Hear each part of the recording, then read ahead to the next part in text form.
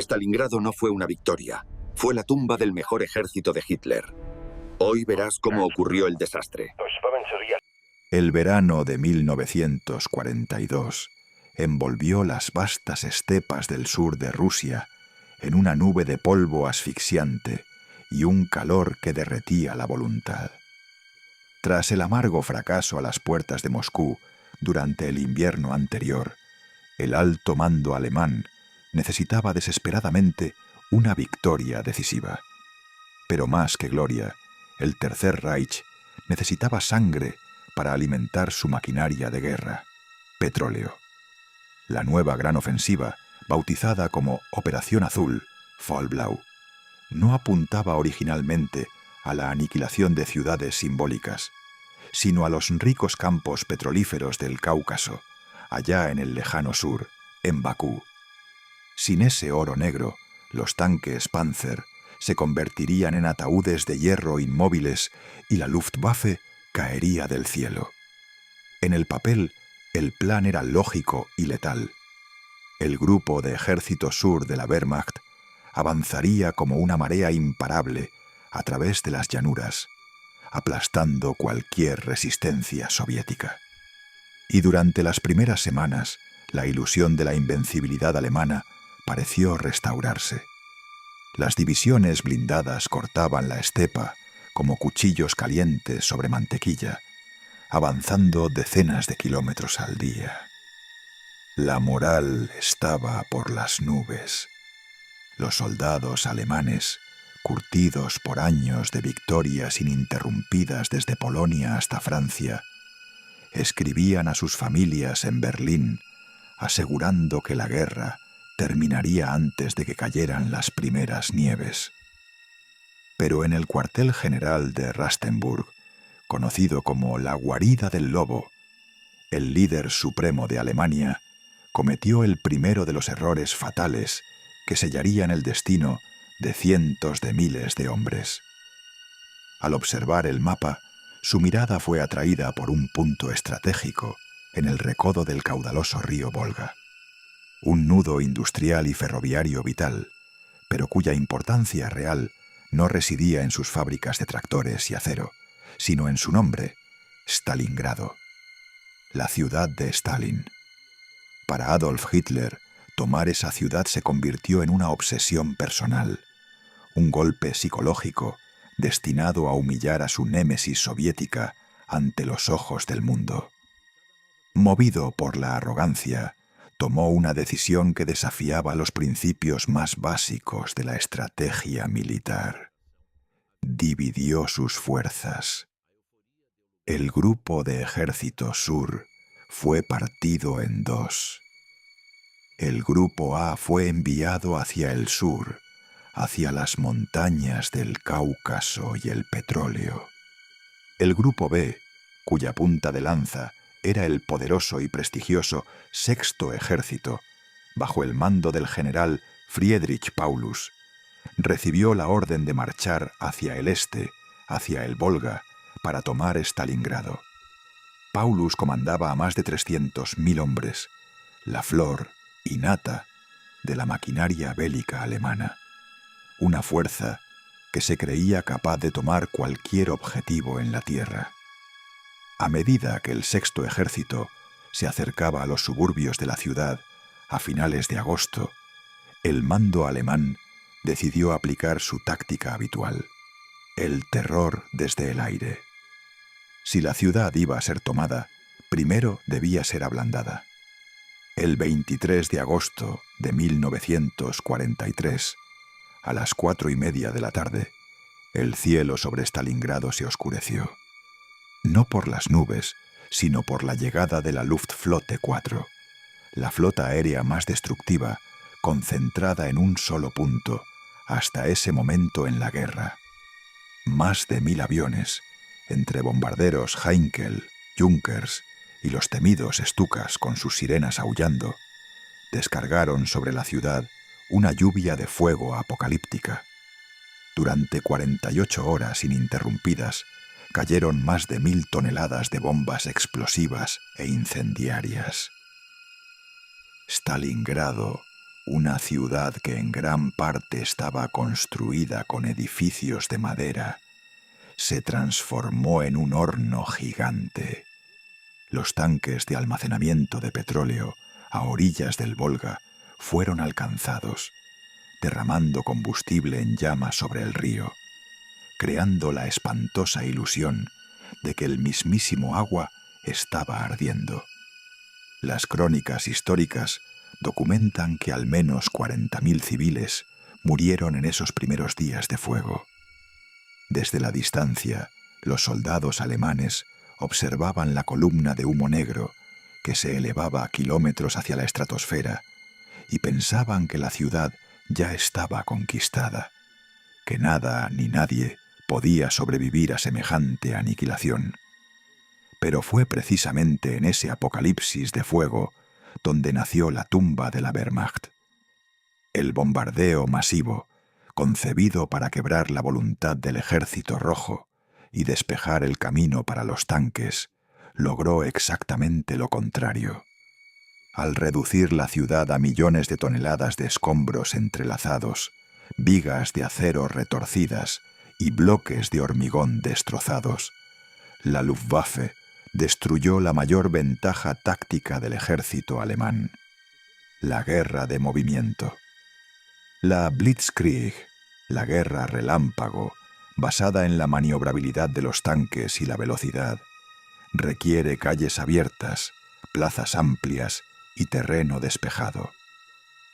En las ruinas de Stalingrado, los tanques Panzer se encontraron atrapados en callejones sin salida de ladrillo molido, incapaces de maniobrar o girar sus torretas, convirtiéndose en blancos fáciles para los cañones antitanque y los soldados soviéticos armados con cócteles Molotov escondidos en los sótanos.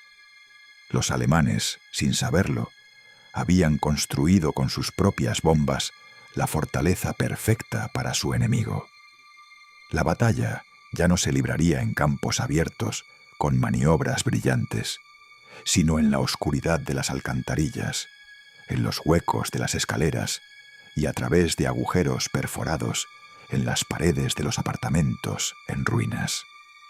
El sexto ejército de Paulus estaba a punto de entrar a ciegas en el matadero. Para septiembre de 1942, la batalla de Stalingrado había dejado de ser una operación militar convencional para convertirse en algo que los manuales de estrategia alemanes jamás habían contemplado. La majestuosa guerra relámpago, con sus movimientos envolventes y limpios, murió entre las ruinas humeantes de la ciudad. En su lugar nació lo que los aterrorizados soldados de la Wehrmacht bautizaron como el Rattenkrieg, la guerra de las ratas. El campo de batalla se había encogido drásticamente. Ya no se luchaba por kilómetros de estepa, provincias o rutas de suministro. Ahora los ejércitos más grandes del mundo se desangraban por el control de una habitación, un sótano, una pared en ruinas o un hueco de escalera. El mapa táctico se volvió tridimensional. Un edificio de apartamentos podía estar ocupado por fuerzas soviéticas en la planta baja, infantería alemana en el segundo piso y francotiradores rusos en el tejado, disparándose a través de agujeros en el suelo y el techo. La guerra descendió a las cloacas y ascendió a los esqueletos de acero de las fábricas. Las distancias eran tan cortas que los soldados podían escuchar las respiraciones y los insultos de sus enemigos a través de paredes de ladrillo delgado.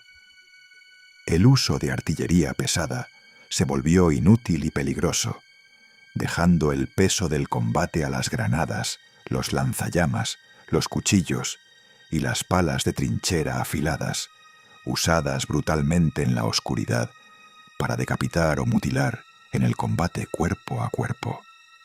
El arquitecto de esta carnicería claustrofóbica en el bando soviético fue el general Vasily Chuikov, un hombre implacable, de rostro duro como el granito, a quien se le encomendó el mando del asediado 62º Ejército. Chuikov entendió rápidamente que si jugaba bajo las reglas alemanas, perdería. Su ejército estaba acorralado contra el río Volga, sin espacio para retirarse, asediado por el fuego constante y con órdenes directas del alto mando en Moscú. La infame Orden 227, ni un paso atrás. Quien retrocediera sin permiso enfrentaba el pelotón de fusilamiento. Sabiendo que los alemanes tenían una abrumadora superioridad en el aire con la Luftwaffe y en artillería pesada, Chuikov ideó una táctica suicida pero brillante: abrazar al enemigo. Ordenó a sus tropas que mantuvieran sus líneas de frente tan pegadas a las posiciones alemanas como fuera físicamente posible, a menudo a no más de una calle, a veces a solo unos metros. El objetivo era neutralizar la ventaja aérea enemiga. Si los pilotos de los temibles Stukas dejaban caer sus bombas sobre las posiciones soviéticas, corrían un altísimo riesgo de aniquilar a sus propios soldados alemanes. El abrazo de Chuikov obligó al 6º Ejército del general Paulus a luchar en igualdad de condiciones, en un infierno de infantería donde la superioridad tecnológica importaba menos que la capacidad de soportar el dolor y el terror. Stalingrado se convirtió en una ciudad de lugares malditos, donde cada calle tenía nombre de sangre. El punto más alto de la ciudad era la colina Mamayev Kurgan, un antiguo túmulo funerario tártaro que ofrecía una vista panorámica del río y del cual dependía el control de los cruces de suministro. La ferocidad por conquistar esta colina no tiene paralelo en la historia bélica moderna. Cambió de manos docenas de veces en cuestión de semanas. La tierra en Mamayev Kurgan fue batida por tal cantidad de fuego de artillería y granadas que el suelo quedó permanentemente alterado. Durante el invierno, la nieve se derretía inmediatamente al tocar el suelo debido al calor residual de la metralla y las explosiones continuas. Al final de la batalla, se llegaron a encontrar hasta 1000 fragmentos de metal y hueso por cada metro cuadrado de tierra. Al norte de la colina, la carnicería se trasladó al distrito industrial. 3 complejos masivos, la fábrica de tractores Dzerzhinsky, la planta metalúrgica Octubre Rojo y la fábrica de cañones Barricadi, se convirtieron en fortalezas de acero retorcido. Los trabajadores de las fábricas construían y reparaban tanques T-34 bajo el fuego enemigo, conduciéndolos directamente desde la línea de ensamblaje hacia el combate a pocos metros de las puertas de la fábrica, a menudo sin estar pintados y con los propios obreros como tripulación improvisada. Más al sur, en el centro de la ciudad, un pequeño edificio de apartamentos de 4 pisos se convirtió en el símbolo definitivo de la resistencia soviética, la casa de Pavlov. Defendida inicialmente por un puñado de hombres bajo el mando del sargento Yakov Pavlov, este edificio fue fortificado con ametralladoras pesadas, rifles antitanque y alambre de púas, convirtiéndose en un rompeolas inexpugnable. A pesar de los ataques diarios de tanques e infantería de élite de la Wehrmacht, durante casi 2 meses, los alemanes nunca lograron tomarla. Irónicamente, el general soviético Chuikov comentaría más tarde que los alemanes perdieron más hombres intentando tomar la casa de Pavlov que los que perdieron durante la conquista de toda la ciudad de París. A todo este horror físico se sumaba el terror psicológico invisible, los francotiradores. Los escombros de Stalingrado eran el paraíso perfecto para los tiradores de élite. Francotiradores soviéticos, como el legendario Vasily Zaitsev, y cientos de mujeres francotiradoras que probaron ser igual de mortíferas, convirtieron cada movimiento alemán, a la luz del día, en una ruleta rusa. Los soldados de la Wehrmacht, una vez los conquistadores orgullosos de Europa, ahora vivían como animales asustados bajo tierra. No podían ir a buscar agua al Volga, no podían ir a las letrinas y apenas podían asomar la cabeza por encima de los escombros sin arriesgarse a recibir una bala en la cabeza. La tensión nerviosa destrozaba sus mentes. Muchos oficiales alemanes en el frente comenzaron a sufrir crisis nerviosas, perdiendo la cordura ante un enemigo que parecía emerger de las cenizas de la ciudad misma, dispuesto a morir simplemente para llevarse a un alemán con él. Para el mes de noviembre, el sexto ejército de Paulus controlaba casi el 90% de la ciudad destrozada. Habían empujado a los defensores soviéticos hasta la misma orilla del río Volga, fragmentándolos en pequeñas bolsas de resistencia. Los despachos de propaganda en Berlín ya preparaban los discursos de victoria. El propio Hitler declaró públicamente que Stalingrado estaba virtualmente tomada y que ningún poder en la tierra nos expulsará de allí. Pero el dictador ignoraba una verdad fundamental. Mientras sus tropas se desangraban por conquistar sótanos vacíos, el invierno ruso estaba a punto de llegar, y con él la trampa maestra del Ejército Rojo. Mientras el sexto ejército de Paulus se desangraba en los escombros de Stalingrado, obsesionado con conquistar cada metro de hormigón, en las profundidades de la retaguardia soviética se estaba gestando una tormenta de proporciones bíblicas. El alto mando soviético, la Stavka, bajo la dirección de los generales Zhukov y Vasilevsky, había comprendido una debilidad fatal en el despliegue alemán. Para mantener el asalto constante dentro de la ciudad, Hitler había ordenado que las mejores unidades de combate alemanas se concentraran en el frente urbano, dejando la protección de sus inmensos flancos, que se extendían por cientos de kilómetros a través de la estepa, en manos de ejércitos aliados mal equipados, rumanos, húngaros e italianos. Estos soldados carecían de armas antitanque pesadas, de suministros adecuados y, sobre todo, de la convicción de morir por una ciudad que ni siquiera estaba en sus propios mapas.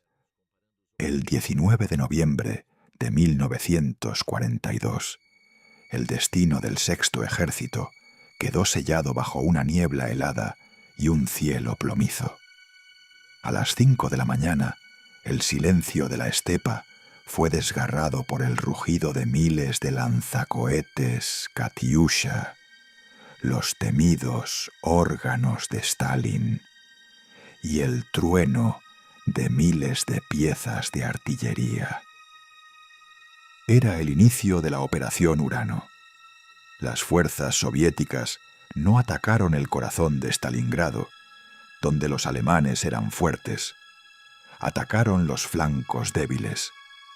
Las divisiones rumanas, superadas en número y armamento, se desintegraron bajo el peso de las oleadas de tanques de 34 que emergían de la bruma como fantasmas de acero. En apenas 4 días, las pinzas del Ejército Rojo se cerraron en la ciudad de Kalach. El movimiento fue tan rápido y preciso que los oficiales alemanes en la ciudad se negaban a creer los informes. Pensaban que se trataba de infiltraciones menores, pero la realidad era devastadora. Más de 250.000 hombres, junto con miles de piezas de artillería, caballos y vehículos, estaban ahora atrapados en lo que los alemanes llamarían el Kessel, el caldero. Por primera vez en la historia de la Wehrmacht, un ejército entero El orgullo del Reich estaba cercado. La lógica militar dictaba que Paulus debía ordenar una ruptura inmediata. Sus generales le suplicaban que abandonara las ruinas de Stalingrado mientras aún tenían combustible y municiones para abrirse paso hacia el oeste. Pero en la lejana Prusia oriental, un Hitler furioso e irracional emitió la orden que se convertiría en la sentencia de muerte para sus tropas. Stalingrado debe ser retenida. El sexto ejército no se moverá. Es una fortaleza. Para calmar los temores del mando, Hermann Göring, el jefe de la Luftwaffe, hizo una promesa que entraría en los anales de la infamia militar. Aseguró que su fuerza aérea podía suministrar por aire todo lo que el ejército atrapado necesitaba. 500 toneladas diarias de comida, combustible y munición. Fue una mentira criminal.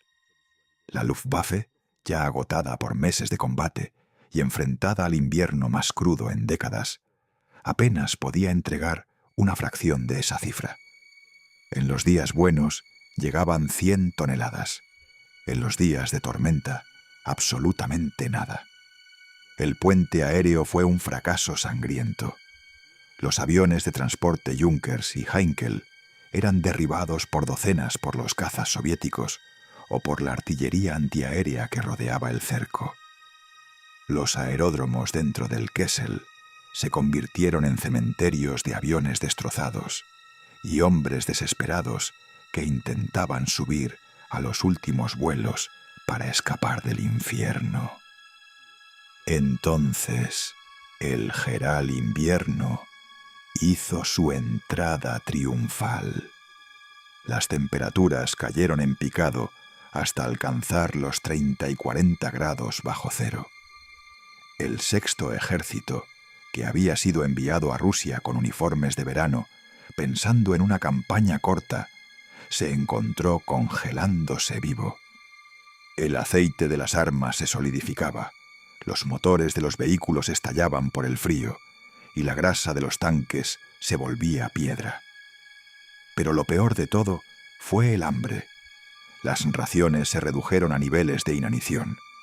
Una rebanada de pan de apenas 100 gramos y un caldo de agua clara al día. Los caballos de la caballería y del transporte, miles de ellos, fueron sacrificados y devorados hasta el último hueso. Los soldados alemanes, antes impecables y soberbios, se transformaron en esqueletos andantes, con los rostros ennegrecidos por la escarcha y los ojos hundidos por la falta de sueño y nutrición. En diciembre hubo una última chispa de esperanza, la Operación Tormenta de Invierno. El mariscal de campo Erich von Manstein lanzó un ataque de socorro desde el sur con divisiones Panzer frescas, intentando abrir un pasillo hacia el cerco. Llegaron a estar a solo 50 kilómetros de las líneas de Paulus. Los soldados atrapados podían ver los destellos de los cañones de sus rescatadores en el horizonte nocturno. Fue el momento más dramático de la batalla. Manstein ordenó a Paulus que desobedeciera a Hitler y atacara hacia afuera para encontrarse con él. Pero Paulus, un burócrata militar, incapaz de romper su juramento de lealtad, se negó a moverse alegando que no tenía combustible suficiente. La oportunidad se desvaneció y Manstein fue obligado a retirarse para evitar ser cercado él también. El destino de los hombres de Stalingrado estaba escrito en el hielo. Estaban solos, abandonados por su líder, rodeados por un enemigo que no mostraba clemencia y consumidos por un frío que no perdonaba. El caldero se estaba encogiendo día tras día bajo la presión constante de las divisiones soviéticas que, ahora bien alimentadas y equipadas para el frío, comenzaban la fase final de la aniquilación. La tumba ya estaba acabada. Solo faltaba que los últimos sobrevivientes cayeran en ella. Para enero de 1943, el Sexto Ejército ya no era una fuerza de combate, era un cadáver colectivo que aún se negaba a dejar de respirar. El cerco se había estrechado tanto que los aeródromos restantes, la única vía de escape para los heridos y de entrada para las migajas de suministro, cayeron uno tras otro bajo el avance del Ejército Rojo. La Operación Anillo, la fase final de la ofensiva soviética, liderada por el general Rokossovski, comenzó con un bombardeo de artillería tan denso que los supervivientes alemanes recordaban el cielo tornándose de un color naranja sucio